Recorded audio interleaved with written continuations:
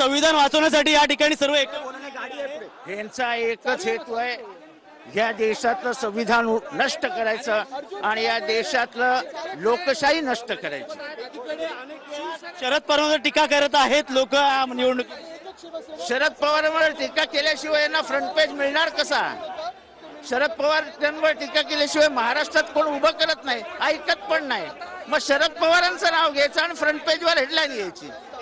पालघरची जागा डिक्लेअर झालेली नाही आहे, त्या ठिकाणी उमेदवारी म्हणून उमेदवार मिळत नाहीयेत आणि वरती बीजेपीने मुख्यमंत्र्यांना त्याच्या जिल्ह्यातच असं उसासारखं पिळून काढलंय। छगन भुजबळला त्या ठिकाणी नाशिकची जागा देण्याचं मात्र त्यांनी माघार। छगन भुजबळांनी सांगून टाकलं भविष्य की एकनाथ आपले उद्धव ठाकरे। काय सांगाल, एक मोठी शक्ती या ठिकाणी घेऊन अर्ज भरायला चालले। ही शक्ती आहे, हे प्रेम आहे, हे जनतेचं प्रेम आहे। आपण पाहताय ठाणा आणि ठाकरे, हे ठाणा आणि शिवसेना, शिवसेना उद्धव बाळासाहेब ठाकरे, हे नातं जे आहे ते लोकांचं दिसतंय आज। मात्र मशालीवरती या ठिकाणी तुम्ही आला चिन्ह मिळालं, धनुष्यबाण खऱ्या अर्थाने काढण्यात आलं। पक्ष चोरणारे, बाप चोरणारे, निशाणी चोरणाऱ्यांना इथे काही थारा देणार नाही लोक, मशालीला मतदान होईल। मात्र या ठिकाणी आता बघायला गेलं तर मोठ्या संख्येने लोक आता आम पार्टी पण देखील आहे, राष्ट्रवादी देखील आहे, या ठिकाणी अजून देखील त्यांना उमेदवार मिळत नाहीये। ठाण्यामध्ये शिंदे बघा, मिंदे गटाला उमेदवार मिळत सुद्धा नाही आणि भाजपाने सीट देईल की नाही हे पण आता कळत नाहीये। कारण आपण पाहत असाल महाराष्ट्रात त्यांची लायकी काय आहे हे भाजपने त्यांना दाखवलंय। सीट जाहीर झाल्यानंतर त्यांना उमेदवार बदलायला लावलेत, तर मला वाटतं त्यांची जागा त्यांना दाखवलेली आहे आणि जनता देखील त्यांना त्यांची जागा दाखवेल। मात्र निवासस्थानी असेल, वर्षा निवासस्थानी असेल, या ठिकाणी अनेक खासदार जे ते फिरताना दिसतात।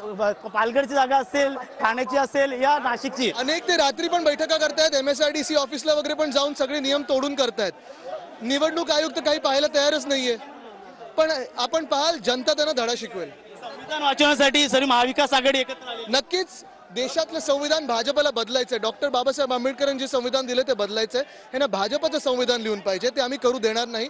आपण पाहताय आज देशभरात त्यांना आरक्षण संपायचं, त्यांना भाजप बोलतोय आम्हाला पूर्ण संविधान बदलायचंय आणि हे आम्हीच सांगत नाहीये, भाजपचे स्वतः उमेदवार बोलून दाखवले, पंकजाताई स्वतः बोललेले आहेत। नक्कीच अर्थ काय घ्यायचा मग? शेतकऱ्यांचे प्रश्न खऱ्या अर्थाने सुटलेत का? रोजगार अजून मिळत नाही? आपण जाऊन विचारा शेतकऱ्यांना, प्रत्येक शेतकरी आज हैराण आहे। आणि जेव्हा दिल्लीकडे मोर्चा निघाला तेव्हा शेतकऱ्यांना अर्बन नक्षल आणि अतिरेकी असं म्हटलं होतं।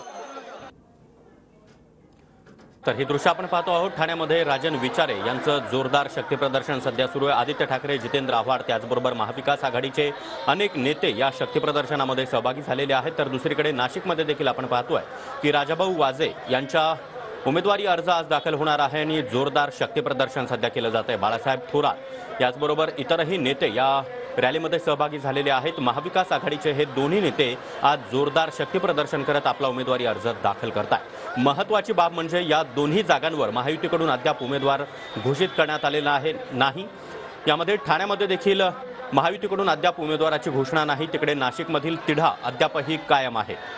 ठाण्यामध्ये राजन विचारे यांच्या विरोधामध्ये नरेश मस्के, त्याचबरोबर प्रताप सरनाईक यांचं देखील नाव चर्चेत आहे। तर दुसरीकडे नाशिकमध्ये हेमंत गोडसे हे विद्यमान खासदार आहेत, मात्र त्यांना अद्यापही उमेदवारी जाहीर करण्यात आलेली नाही। या ठिकाणी भाजप देखील नाशिकच्या जागेवर दावा करत आहे। या सगळ्या पार्श्वभूमीवर आता महाविकास आघाडीकडून हे जोरदार शक्ती प्रदर्शन सध्या केलं जात आहे।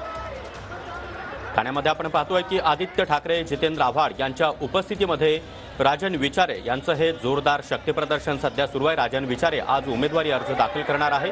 तर तिकडे नाशिकमध्ये देखील राजाभाऊ वाजे यांचं जोरदार शक्ती प्रदर्शन आपण पाहतोय।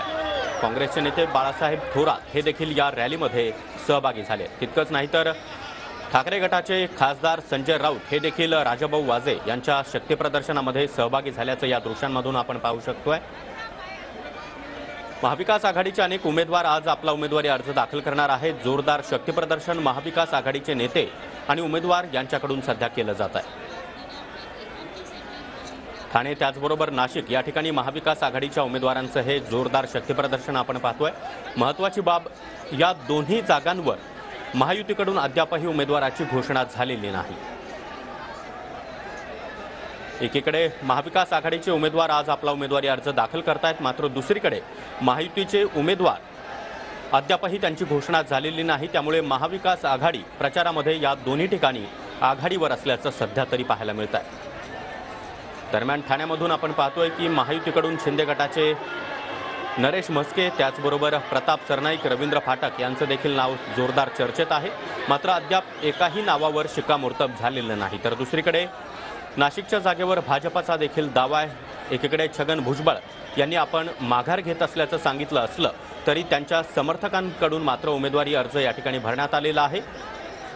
आणि हेमंत गोडसे हे देखील निवडणूक लढण्यावर ठाम आहेत. मात्र शिंदे गटाकडून अद्याप त्यांच्या नावाची घोषणा झालेली नाही. असं असलं तरी 1 ते 2 दिवसामध्ये हेमंत गोडसे यांचं नाव जाहीर होईल असा दावा स्वतः गोडसे त्याचबरोबर त्यांच्या समर्थकांकडून करण्यात आला.